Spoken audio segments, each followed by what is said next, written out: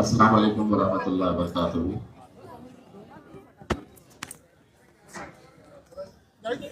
यौम आज़ादी के मौके के ऊपर सबसे पहले तो मैं आप तमाम लोगों को दिल की गहराइयों से बहुत बहुत मुबारकबाद पेश करता हूँ। आज 15 अगस्त है, मेरे देश का आज इंडिपेंडेंस डे है, यौम आज़ादी का दिन है 15 अगस्त। इसलिए मेरी तिरंगा रैली मेरे देश के यौम आज़ादी के मौके के ऊपर निकाली जाएगी। जिन्हें जल्दबाजी थी उन्होंने कल पाकिस्तान का यौम आज़ादी का दिन मनाया गया। 14 अगस्त को पाकिस्तान और 15 अगस्त को भारत देश की आजादी हुई थी। हम पिछले 12 सालों से ये तिरंगा रैली निकाल रहे हैं और इन 12 सालों के अंदर मुझे कभी ये याद नहीं है कि हमें लोगों के पास जाकर हाथ जोड़कर, किसी को डराकर, किसी को धमकाकर, किसी को पैसा देकर आओ तिरंगा रैली के अंदर शामिल हो, ये कहने का कभी मौका नहीं मिला। लेकिन हमने ये भी देखा है कि कल एक तिरंगा रैली इस शहर के अंदर आयोजित की गई, जिसके लिए बड़ी बड़ी गाड़ियों का इंतजाम किया गया, कुछ लोगों को पैसे दिए गए। औरंगपुरे के तमाम कोचिंग क्लासेस, स्कूल्स, कॉलेजेस के छात्रों से यह कहा गया कि आपका इंस्टीट्यूट बंद रखना है, बंद रख के आपके तमाम छात्रों को, तमाम स्टूडेंट्स को इस रैली के अंदर आपको भेजना पड़ेगा और नहीं भेजेंगे तो कार्रवाई होगी। ये बातें सिर्फ इसलिए कही गई कि महाराष्ट्र के मुख्यमंत्री साहब यहां पर आ रहे थे और यहां के नेताओं को यह दिखाना था कि हम आपके नाम के ऊपर कितनी भीड़ इकट्ठा कर सकते हैं। मैंने जैसा कहा, इन 12 सालों के अंदर ना हमने किसी के आगे हाथ जोड़े, ना किसी से इल्तिजा की, ना किसी को डराया, ना किसी को धमकाया, ना किसी को पैसा दिया। ये जितने भी लोग आते हैं ये इस मुल्क की मोहब्बत में आते हैं और तिरंगे की शान के अंदर इकट्ठा होते हैं। कल आपने देखा आमखास मैदान पे गाड़ियां, कल आपने देखा कि कर्णपुरा के मैदान के अंदर गाड़ियां भर भर के लोगों को लाया गया। उस वक्त वो जीआर कहां चला गया? वो जीआर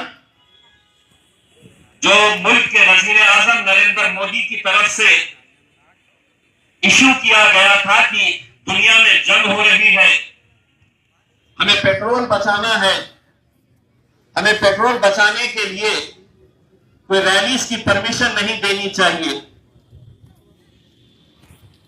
कॉरपोरेशन के टीचर्स को तक सख्ती की गई थी कि आपको उस रैली के अंदर शामिल होना है। अगर पेट्रोल बचाना है तो मेरी स्कूटर में तो 5 लीटर पेट्रोल आएगा। बड़ी बड़ी गाड़ियां जो दूर दूर से लाई गई थी तो वो क्या हवा में चलती हुई आई थी? उसमें पेट्रोल डीजल नहीं लगा था। क्या कानून सारे हमारे लिए हैं? क्या सारे आपके हुक्म हमारे लिए है और उनके लिए कोई हुक्म नहीं? अरे तुम तो सत्ता में बैठे हुए हैं, तुम्हें अपने मालिक का सुनना है। लेकिन जैसा समीर ने अभी बताया है कि 13 तारीख के दिन ये जीआर हुआ था और 14 तारीख के दिन एक दिन बाद भी उन्हीं की पार्टी का एक नेता एक रैली निकालता है तो उसको कोई नोटिस नहीं देंगे। सारी नोटिसेस हमें मिलेगी। आज तिरंगा रैली निकलेगी, मतलब निकलेगी। जैसा हर साल हम आपको इन्फॉर्म करते हैं, हर साल हम आपको सिर्फ मालूमात देते हैं कि हम ये तिरंगा रैली निकाल रहे हैं। हम आपसे परमिशन कभी नहीं मांगे थे और तिरंगा रैली के लिए इंशाअल्लाह आगे भी कभी परमिशन नहीं मांगेंगे। जब भी हमें निकालना रहेगा रैली, ये रैली हम अपने मर्जी से निकालेंगे। हाँ, हमारी गाड़ी के ऊपर अगर एक भी पार्टी का झंडा रहा तो यकीनन उसमें हमारा जाती नफात नजर आएगा कि हम अपने पार्टी को बढ़ाने के लिए हम ये रैली निकाल रहे हैं। एक एक नौजवान, एक एक बच्चा, एक एक बुजुर्ग अपनी गाड़ी के ऊपर फख्र के साथ तिरंगा लहराते हुए शहर के अंदर जाता है, ये बताने के लिए कि इस मुल्क से हम कितनी मोहब्बत करते हैं। मैशर आफरीदी, एक शायर साहब ने इस मुल्क के बारे में क्या खूब कहा है, वो हम एक बार फिर से आपको सुनाते हैं कि जमीन पर घर बनाया है मगर जन्नत में रहते हैं। हमारी खुशनसीबी है कि हम भारत देश में रहते हैं। लेकिन अगर तुम समझेंगे कि कानून उनके लिए अलग है, कानून हमारे लिए अलग है। कल हमने हाथ में उनके झंडा तो देखा, लेकिन गले में मफलर कमल का ही था। गाड़ियों पर अपने कमल ही लगा कर आए थे, गले में मफलर ही लगा कर आए थे। अरे कम से कम देश को तो बख्शो रे। इसमें भी अगर अपनी दुकान और अपने धंधे चलाने लगे तो कैसा होगा। मैं आप लोगों से यही अपन गुजारिश कर रहा हूं कि आज भी हमारी ये रैली निकलेगी। मैं नौजवानों से ये अपील करूंगा कि ये एक सुनहरा मौका होता है, एक खुशी का मौका होता है, एक फख्र का मौका होता है कि आज ये मुल्क आजाद हुआ था। बहुत लोगों का बलिदान, बहुत लोगों की कुर्बानियां इसमें शामिल है। लेकिन आज जो लोग भूल रहे हैं कि इस आजादी के अंदर मुसलमानों का जो किरदार था, मुसलमानों ने जो रोल अदा किया था, वो किरदार, वो रोल, वो उनकी कुर्बानियां आज हुकूमत में बैठे हुए लोग भूल रहे हैं। 1947 15 अगस्त को जब ये तिरंगा लहराया गया था, इस मुल्क के मुसलमानों ने उसी दिन से इस तिरंगे को अपने सीने से लगाया था। लेकिन यही वो आरएसएस है जिसने अपने हेडक्वार्टर के ऊपर 52 साल तक तिरंगा नहीं लहराया था। 52 साल तक उन्होंने तिरंगा नहीं लहराया और शायद यही वजह है कि अब भागे भागे फिर रहे हैं कि चलो औरंगपुर से क्रांति चौक जाके लहरा दे, चल जल्दी से भाग के जालना जाए, जालना में लहरा के आ जाए। 52 सालों का हिसाब तुम्हें देना है, हमसे हिसाब मत पूछिएगा।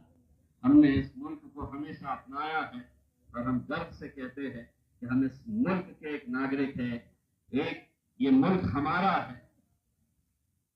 लेकिन इन्हें बार बार वही सुनने की आदत है, वही भाषा में वो समझते हैं। तो लो फिर राहत इंदौरी साहब का वो शेर भी सुन लो कि सभी का खून शामिल है यहाँ की मिट्टी में, ये मुल्क तुम्हारे। ये सुनने की आदत पड़ गई तो सुन लिए, सभी का खून शामिल है इस मिट्टी के अंदर। ये मुल्क किसी एक का नहीं है, ये मुल्क किसी एक जात का नहीं है, किसी एक धर्म का नहीं है, किसी एक राजनीतिक पार्टी का नहीं है। जब तक डॉक्टर बाबा साहब अम्बेडकर का संविधान इस मुल्क के अंदर रहेगा, ये मुल्क संविधान के हिसाब से चलेगा।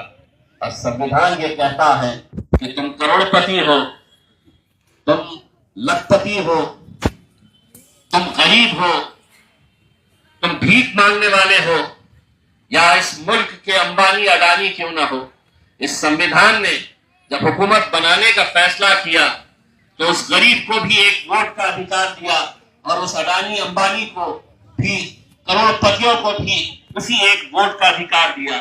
संविधान अगर चाहता तो ये कह सकता था कि करोड़पतियों के लिए, अरबपतियों के लिए हम एक वोट नहीं, वो 10 वोट डालेंगे, गरीब सिर्फ एक ही डालेगा।